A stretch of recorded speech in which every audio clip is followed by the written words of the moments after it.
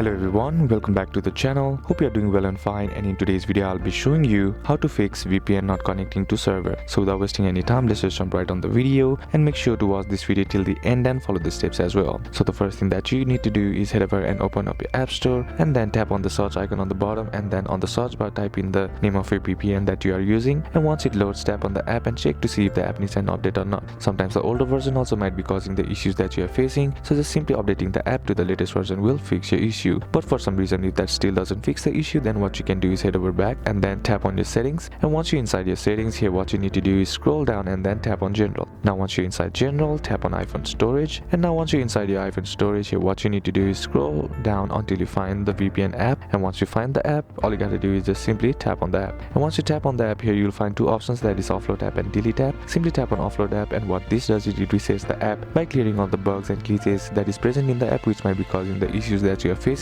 So once that's done, all you got to do is go back and then try again, and that will fix your issue. So that's basically what you can do, and that's it for today's video guys. Hope this video was useful to you. Leave a like if it did, comment down below what the next video should be on, consider subbing to the channel. Thanks for watching, bye bye.